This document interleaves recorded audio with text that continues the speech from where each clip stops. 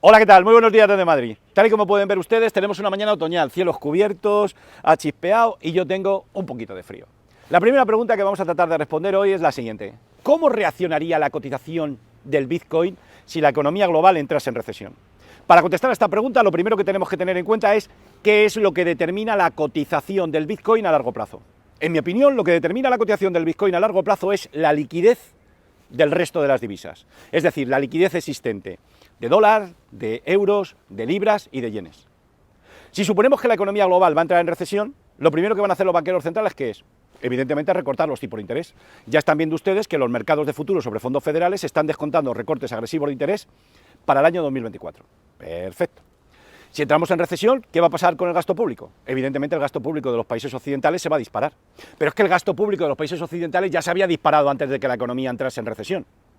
Luego nos encontraríamos que se agravaría notablemente. Y además es preciso tener en cuenta que van a incrementar los gastos de defensa. Por lo tanto, el déficit público se incrementaría notablemente. Para financiar este déficit público, como saben ustedes bien, los gobiernos tienen que emitir deuda pública. ¿Y quién será el comprador de última instancia de esta deuda pública? Evidentemente los banqueros centrales. Por lo tanto, las resultantes de estas fuerzas, ¿a qué nos conducen? A un incremento de la liquidez en dólares, en euros, en libras y en yenes. Luego, si se produce un incremento muy fuerte de la liquidez en el resto de las divisas y no lo hace en la misma manera el incremento de la liquidez del Bitcoin, pues deberemos considerar como escenario más probable que la cotización del Bitcoin a largo plazo va a seguir una senda alcista. Ahora bien, esta es la idea. Deben ustedes tener en cuenta que nosotros somos de gráficos, ¿de acuerdo? Y como especuladores de bien, nosotros reaccionamos al movimiento del precio.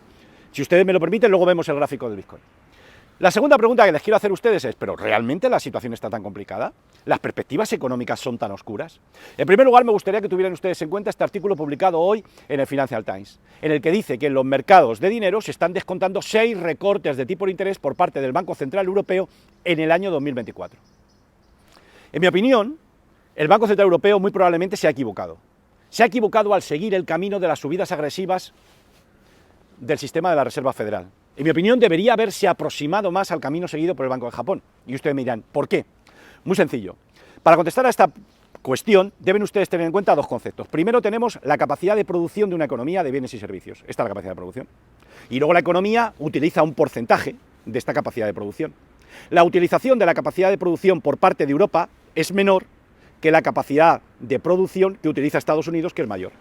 Al subir los tipos de interés, estás todavía dañando más la utilización de la capacidad de producción. Pero es que Estados Unidos la tenía más alta, con lo cual puede soportar niveles de subidas más agresivas de tipos de interés. Además, Lagarde y sus amiguitos han considerado que la inflación en la zona euro era de demanda, cuando nos encontramos que muy probablemente haya sido una inflación de costes. Además, ha habido empresarios desaprensivos que han incrementado los márgenes, aprovechando la ocasión de que el Pisuerga pasaba por Valladolid. Además, el Banco Central Europeo, al subir agresivamente los tipos de interés, ha incrementado también el importe de los alquileres, con lo cual ha habido una conjunción de fuerzas que han provocado un incremento de los precios, pero no ha sido fundamentalmente por la demanda. Luego, la siguiente cuestión que nos queda por responder es, ¿y si la inflación fuese temporal, como realmente pensaban en un principio? Yo esta pregunta se la dejo a ustedes para otro día, pero ustedes saben perfectamente que nosotros somos más de gráficos. ¿Qué nos dice la rentabilidad a 2 años del bono alemán? Tal y como pueden ver ustedes en el gráfico, podrán observar que la rentabilidad del bono alemán ha perforado la recta directriz alcista que pasaba por 2,92. Y ahora se está cayendo, se está debilitando y se dirige a la zona del 2,42. Si perforase el 2,42, realmente sería claramente bajista y muy probablemente iniciaría una tendencia bajista de rentabilidades. Nosotros en Bolsa Cava, con nuestro dinero y nuestro sistema de especulación, ya hemos empezado a abrir las primeras posiciones largas en bono a 2 años, fundamentalmente en bono alemán a 2 años.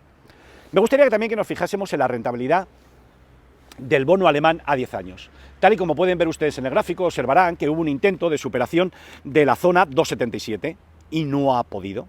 Y da la sensación de que ahora va a seguir cayendo y que pueda dirigirse a la zona del 1,75. Estos hechos revelan claramente que la economía europea, sus perspectivas se están oscureciendo notablemente. Pero hay un dato con el que quiero concluir esta parte, es que el crecimiento de la M1 en Italia se ha desplomado, ha caído como una piedra, y cuando esto sucede, la economía de la eurozona sufre. ¿de acuerdo? Dicho esto, nos vamos al Bitcoin, efectivamente. Tal y como pueden ver ustedes en el gráfico, observarán que no ha habido novedades. Ayer, durante la sesión de ayer y esta mañana, en el momento que hemos hecho el comentario, pueden ver ustedes que la cotación del Bitcoin se ha mantenido por encima de 43.222. Nosotros en Bolsa Cava, con nuestro sistema de especulación, mantenemos la predisposición alcista, así como las posiciones, en tanto en cuanto no se perfore ese nivel, tal y como lo dijimos en el vídeo de ayer. Dicho esto, ahora sí, nos vamos al SP500. Bien, fíjense la recta directriz que hemos trazado uniendo los máximos de octubre y que pasa por 4.600. ¿Se fijan ustedes que ayer no pudo ser alcanzada? Ven ustedes que el SP500 inició un movimiento al alza, pero no pudo superar ese nivel. ¿Esto qué nos está indicando? Bueno, si tenemos en cuenta que el SP500 está dividido en grupos entre los 7 magníficos y los 493 restantes, ayer lo que pasó es que los 7 magníficos siguieron débiles, de acuerdo a los que se unió también el sector de la energía. A mí me da la sensación de que este movimiento, esta debilidad de los 7 magníficos, está anticipando que la economía global se enfrenta a una recesión o se enfrenta a un periodo de una mayor debilidad del crecimiento económico. Y lógicamente los 7 magníficos se ven bastante perjudicados. Ahora bien, desde el punto de vista del SP500 no ha cambiado nada. Ven ustedes que el soporte que tenemos siempre, que pasa por la zona 4.542, no ha sido perforado. Pero fíjense ustedes la cantidad de veces que ha sido tocado, no menos ya de 6 veces. La perforación del 4.542 desataría una oleada vendedora. Piensen ustedes que ahora nos vamos a acercar a un periodo en el que existe una publicación de una gran cantidad de datos. Vamos a tener datos de empleo el viernes, vamos a tener datos de inflación la semana que viene, comparecencia también del sistema de la Reserva Federal. Por lo tanto, ahora más que nunca hay que fijarse en el soporte de la zona 4.542. Adiós, hasta luego, que pase muy buen día. Y me bebí un tequila, otro tequila para el dolor. El